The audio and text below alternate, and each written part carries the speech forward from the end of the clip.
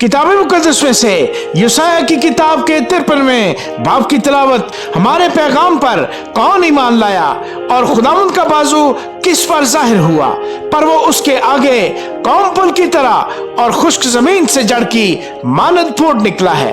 ना उसकी कोई शक्ल सूरत है ना खूबसूरती, और जब हम उस पर निगाह करें तो कुछ हुस्न जमाल नहीं कि हम उसके मुश्ताक हों।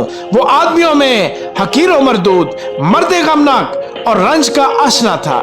लोग उससे गोया रूपोश थे, उसकी तहकीर की गई और हमने उसकी कुछ कदर न जानी। तो भी उसने हमारी मुशक्कतें उठा ली और हमारे गमों को बर्दाश्त किया, पर हमने उसे खुदा का मारा कूटा और सताया हुआ समझा। हालांकि वो हमारी खताओं के सबब से घायल किया गया और हमारी बदकिरदारी के बायस कुचला गया। हमारी ही सलामती के लिए उस पर सियासत हुई ताकि उसके मार खाने से हम शिफा पाएं। हम सब भेड़ों की मानद भटक गए, हम में से हर एक अपनी राह को फिरा, पर खुदावंद ने हम सब की बदकिरदारी उस पर लादी। वो सताया गया तो भी उसने बर्दाश्त की और मुंह न खोला। जिस तरह बर्रा जिसे ज़िबा करने को ले जाते हैं और जिस तरह भेड़ अपने बाल कुतरने वालों के सामने बेजुबान है, उसी तरह वो खामोश रहा।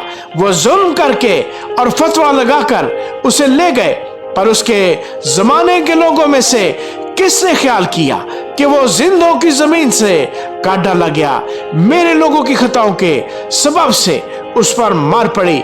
उसकी कब्र भी शरीरों के दरमियान ठहराई गई और वो अपनी मौत में दौलतमंदों के साथ मुआ, हालांकि उसने किसी तरह का जुल्म न किया और उसके मुंह में हरगिज छल न था। लेकिन खुदावंद को पसंद आया कि उसे कुचले, उसने उसे गमगीन किया। जब उसकी जान गुनाह की कुर्बानी के लिए गुजरानी जाएगी तो वो अपनी नस्ल को देखेगा, उसकी उम्र दराज होगी और खुदावंद की मर्जी उसके हाथ के वसीले से पूरी होगी।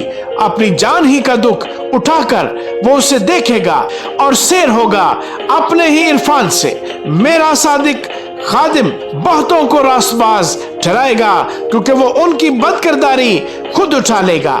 इसलिए मैं उसे बुजुर्गों के साथ हिस्सा दूंगा और वो लूट का माल जोरावरों के साथ बांट लेगा, क्योंकि उसने अपनी जान मौत के लिए उंडेल दी और वो खताकारों के साथ शुमार किया गया। तो भी उसने बहुतों के गुनाह उठा लिए और खताकारों की शिफायत की। आमीन।